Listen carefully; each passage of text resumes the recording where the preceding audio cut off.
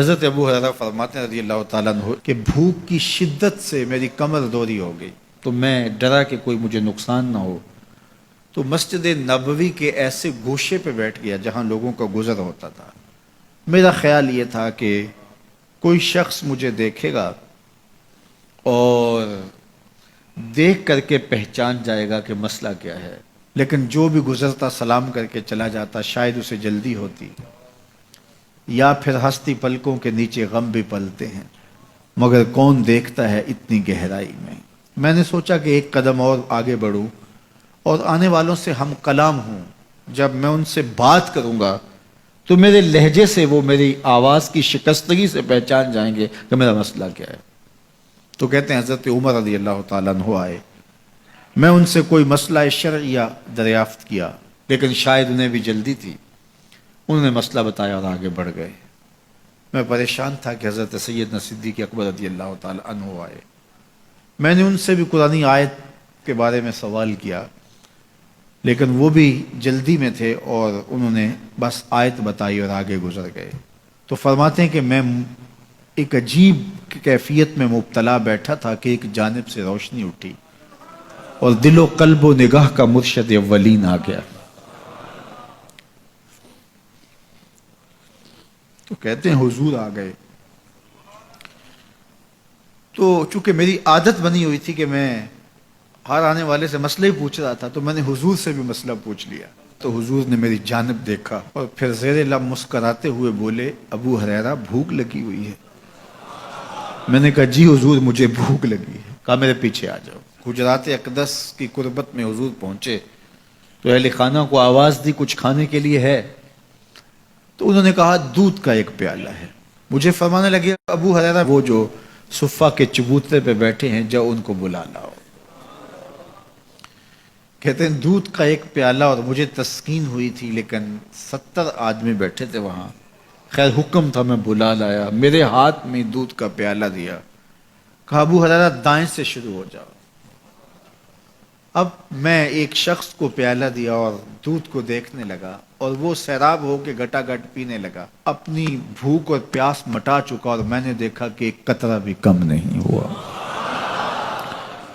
میرے اندر جو پہلے وسواس اٹھ رہے تھے اور مجھے جو احساس ہو رہا تھا وہ مٹ گیا۔ پھر میں نے دوسرے کو پیش کیا، اس نے بھی سیراب ہو کے پیا، لیکن دودھ ایک قطرہ بھی کم نہیں ہوا۔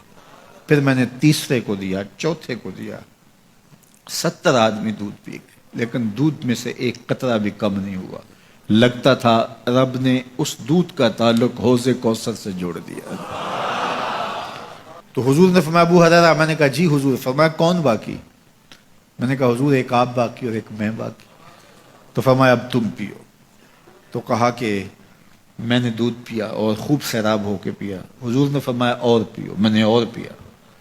پھر فرمایا اور پیو۔ میں نے کہا مجھے قسم ہے اس ذات کی جس نے آپ کو حق کے ساتھ مبعوث کیا ہے، میرے میں ایک قطرے کی گنجائش بھی نہیں ہے۔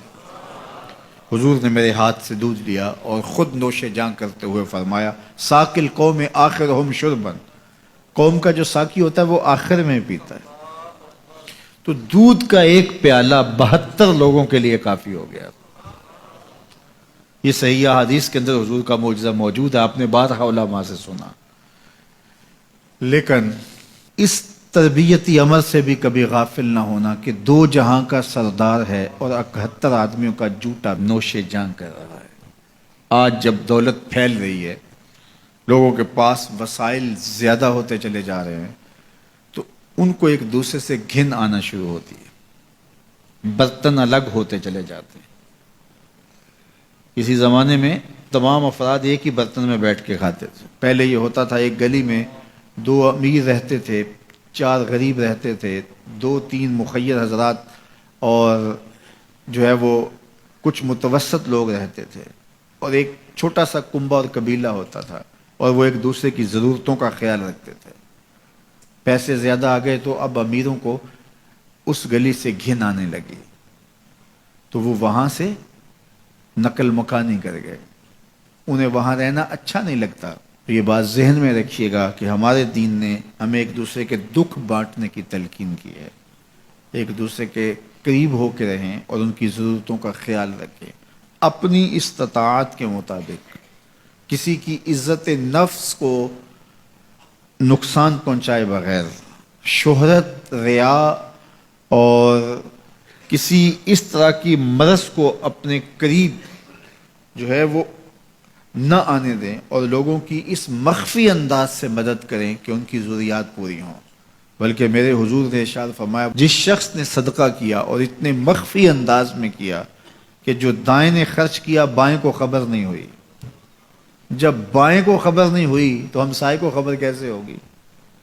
لیکن یہاں تو 7 اخباروں میں خبر چھپتی ہے کہ فلاں صاحب نے فلاں غریب کی بیٹی کی شادی کی ہے۔ ذرا سوچ، اگر یہاں تیری بیٹی کھڑی ہوتی تو تیرا روح سخن کیا ہوتا؟ لوگوں کی غربت کا مذاق نہ اڑاؤ، لوگوں کے جذبات سے کھیلو نہ۔ اللہ نے اگر آپ کو کچھ عطا کیا ہے تو پھر لوگوں کی ضرورتوں کو پورا کرو، لیکن ان کے جذبات سے مت کھیلو اور لوگوں کی ضرورتوں کا پورا خیال رکھو۔